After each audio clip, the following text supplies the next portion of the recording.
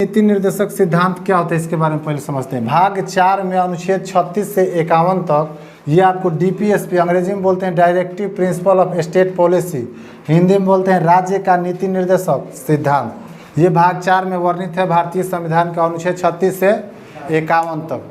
ये क्या होता है डीपीएसपी, इसके बारे में समझते हैं पहले। जिस प्रकार से हम लोग का मौलिक अधिकार को किस भाग में रखा गया है?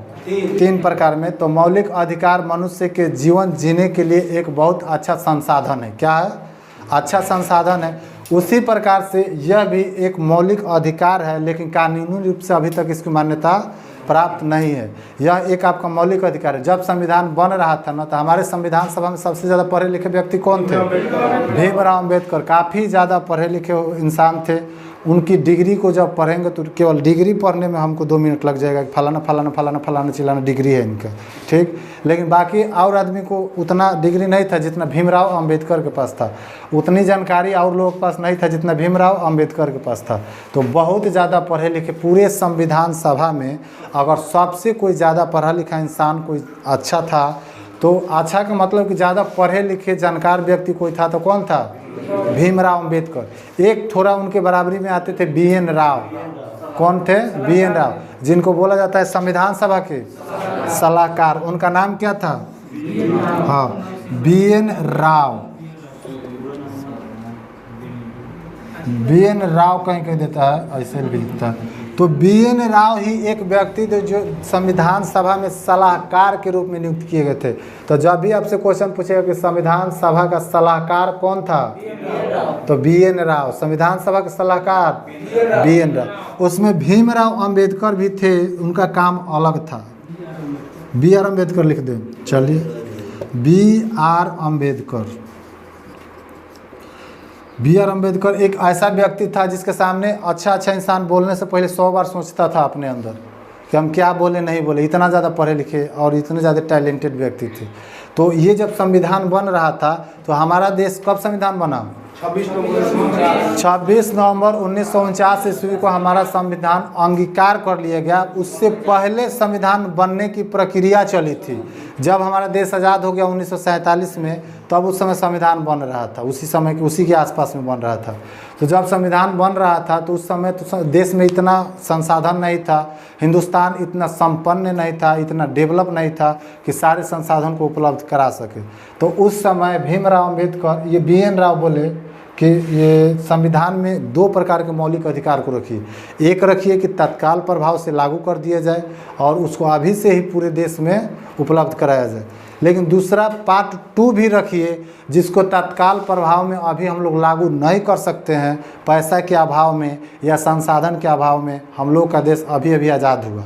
आज़ाद होने के बाद संसाधन भी कम, पैसा भी कम, जानकारी भी कम, सुविधा भी कम, सब कुछ कम था। तो उस समय ये BN राव बोले कि मौलिक अधिकार को 2 भागों में बांट दीजिए। पहला भाग को अभी तत्काल प्रभाव से लागू कर दीजिए, जबकि दूसरा भाग को अभी उसको रहने दीजिए। जब हम लोग संपन्न हो जाएंगे, सुखी संपन्न हो जाएंगे, यानी कहने का मतलब कि जब मेरे पास या हम लोगों के पास, पूरा हिंदुस्तान के पास वैसा संसाधन उपलब्ध हो जाएगा, देने के लिए हम लोग सक्षम हो जाएंगे, उस दिन पार्ट 2 को भी लागू कर दिया जाएगा। इसीलिए पार्ट 3 के बाद पार्ट 4 रखा गया। तो ये भाग 3 के बाद भाग 4 रखा गया। दोनों को सीरियल नंबर से रखा गया। भाग 3 तत्कालिक प्रभाव से लागू कर दिया गया उसी समय से, जबकि भाग 4 को कानूनी रूप से उस समय लागू नहीं किया गया। इसमें क्या प्रावधान किया गया? तो ये BN राव बोले कि हमारा जो मूल अधिकार है, क्या है? मूल अधिकार, फंडामेंटल राइट, इसको बोले कि 2 पार्ट में कर दीजिए, पार्ट 1 और पार्ट 2। पार्ट 1 को अभी लागू कर दीजिए तत्काल प्रभाव से, और पार्ट 2 को जिस दिन हमारा देश संपन्न हो जाएगा, सुखी हो जाएगा, उस दिन संसाधन हो जाएगा, तब पार्ट 2 को लागू कर देंगे। और पार्ट 2 का ही नाम था राज्य के नीति निर्देशक सिद्धांत। राज्य का मतलब कौन सा राज्य? यूपी, बिहार, झारखंड, पूरा देश। देखिए, स्टेट का मतलब पहले भी बताए थे कि स्टेट का मतलब क्या होता है संविधान में। स्टेट का मतलब होता है कि जिसका अपना एक क्षेत्र हो, स्वतंत्र क्षेत्र हो, वो अपना कानून अपने क्षेत्र में लागू स्वयं बना के करा सकता है, उसको बोलते हैं स्टेट। वहाँ के कर्मचारी कुछ उसमें काम करने वाले हों। तो हमारे देश में क्षेत्र है कि नहीं है? हमारे देश में अपना कानून लागू होता है कि नहीं होता है?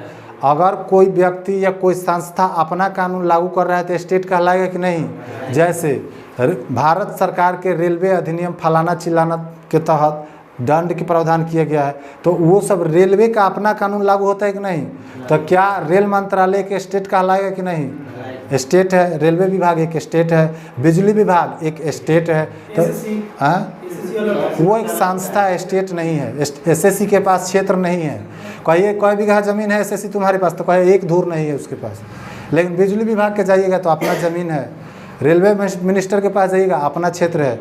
हिंदुस्तान के पास जाइएगा अपना क्षेत्र है। तो जिसके पास अपना क्षेत्र हो, उसमें कुछ व्यक्ति हो, उसका अपना कानून लागू होता हो, उसको क्या कहेंगे, उसको स्टेट बोलेंगे। एयर इंडिया, उसके पास अपना क्षेत्र है कि नहीं।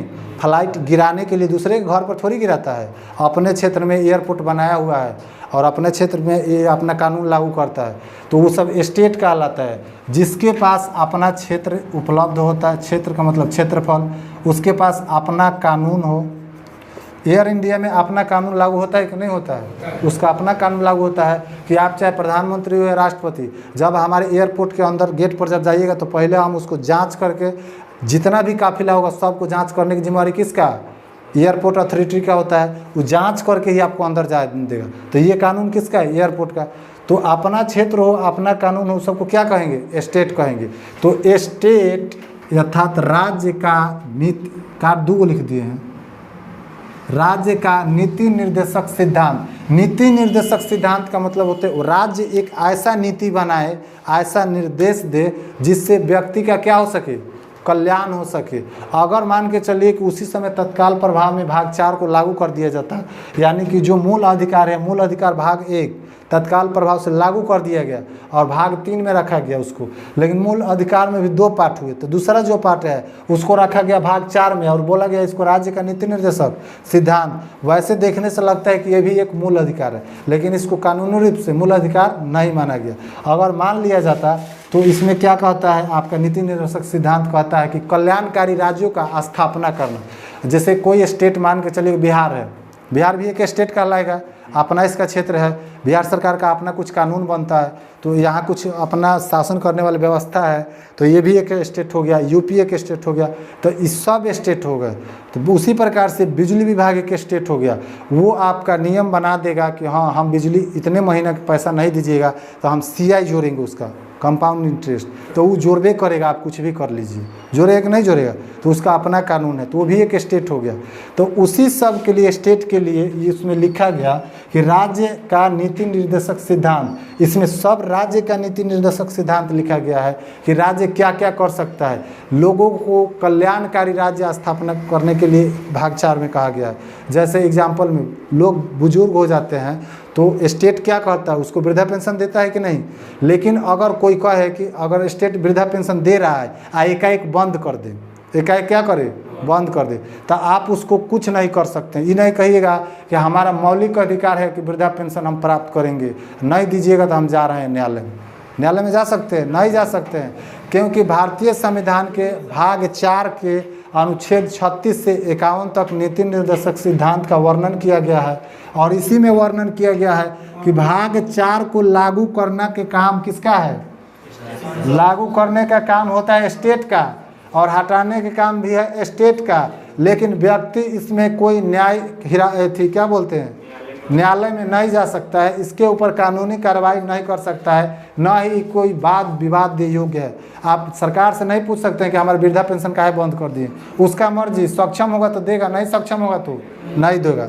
अब मान के चलिए प्रधानमंत्री आवास योजना, केंद्र सरकार जब तक सक्षम है तब तक दे रहा है, मन करेगा तो बंद कर देगा, उसका ये नीति निर्देशक सिद्धांत में आएगा। कल्याणकारी राज्य को बना रहा है, यानी कि इसलिए बनाया गया कि जिस दिन हम लोग पूरा संपन्न हो जाएंगे, मानव को पूरा विकास करेंगे, उसका घर बनवाएंगे, उसको फ्री में शिक्षा देंगे, फ्री में कानूनी सलाह उसको देंगे, जितने कानूनी सलाह का मतलब कि जो लीगली होता है कोर्ट में, उसको फ्री में एडवाइजरी जारी किया जाएगा, सलाह दिया जाएगा, तुम ऐसे करो वैसे करो। देखते हैं बिजली विभाग जब आएगा, आपका जब लाइन काट देता है तो लाइन काटने के बाद उसको कैसे आपको पैसा जमा करना है, मतलब पैसा जमा करने के बाद कैसे जुड़ाएगा हमारा लाइन, ये सब कौन बताता है, स्वयं वही बताएगा। फलाने के पास पैसा जमा करो, इतना फाइन जमा करो, इतने दिन जेई के पास एप्लीकेशन दो, इतने दिन के अंदर में तुम्हारा क्या होगा, बिजली फिर जोड़ा जाएगा। तो ये सब कानून हुआ था। कानून फ्री में, कानून कौन दे रहा है, स्टेट दे रहा है। तो फ्री में भी आपको कानूनी सलाह देने का इसमें वर्णन किया गया। किस में, राज्य के नीति निर्देशक सिद्धांत में। दूसरा बात, ये भीमराव अंबेडकर का कहना था कि BN राव का कहना था कि मूल अधिकार को 2 पार्ट में रखिए। पहला पार्ट को तत्काल प्रभाव से लागू कर दीजिए, दूसरा पार्ट हमारा देश जिस दिन संपन्न हो जाएगा, सुखी संपन्न संसाधन से पूरा भर जाएगा, उस दिन हम लोग इसको क्या करेंगे, लागू कर देंगे। जैसे इसी में आपका था कि फ्री में शिक्षा देने का अधिकार नीति निर्देशक सिद्धांत में था कि जितने हमारे देश में लोग होंगे उस सबको क्या करेंगे, फ्री में शिक्षा देंगे। जब हमारा देश उस तरीके से संपन्न हो गया कि हम फ्री में शिक्षा दे सकते हैं, तो उसको क्या किया कि इसमें से पार्ट 2 में से निकाल के पार्ट 1 में ले गया और उसको मौलिक अधिकार में जोड़ दिया कि नहीं, जोड़ दिया ले जा करके। पहले वो कहाँ था, भाग 4 में, लेके चला गया कहाँ, भाग 3 में।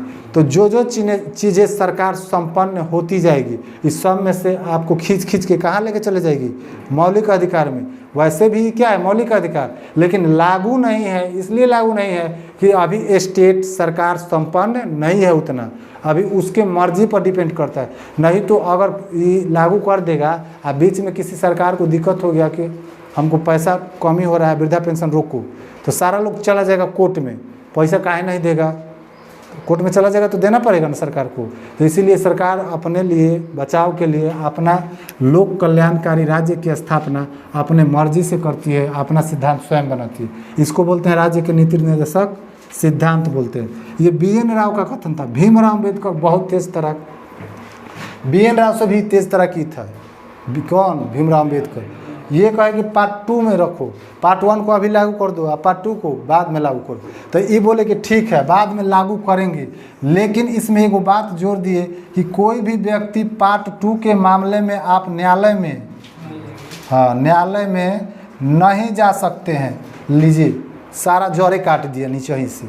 हमारा मन, जो मन करेगा वो देंगे, नहीं मन करेगा वो नहीं देंगे। ये स्टेट के हाथ में डिपेंड करेगा।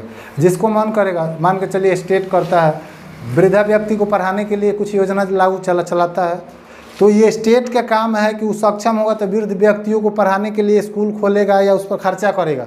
सक्षम नहीं होगा, नहीं करेगा। और नहीं तो अगर ये न्यायालय में अगर जाने योग्य छोड़ दिया रहते तो सब बुजुर्ग इकट्ठा होकर चला जाता न्यायालय में, हम लोगों को पढ़ाने के लिए कुछ व्यवस्था किया जाए। नहीं करिएगा तो हम लोग केस लड़ेंगे। तो यहाँ सरकार क्या हो जाता है, बैकफुट पर चला जाता।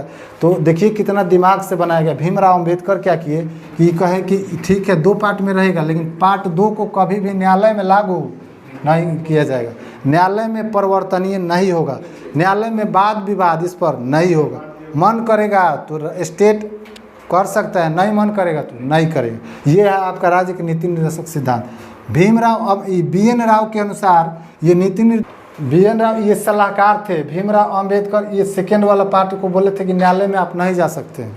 और ये जो चेक है, ये नीति निर्देशक सिद्धांत एक ऐसा चेक है जिस पर मतलब कि भुगतान कौन करेगा, बैंक ही करेगा, लेकिन वो अपने मर्जी से करेगा।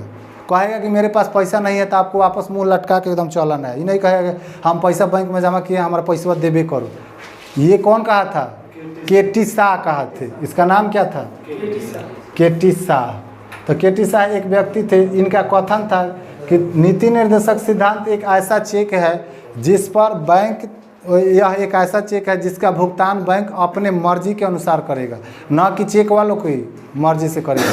लेकिन मौलिक अधिकार क्या है, चेक वालों को मर्जी से होता है, जब काट दीजिए भुगतान करना है।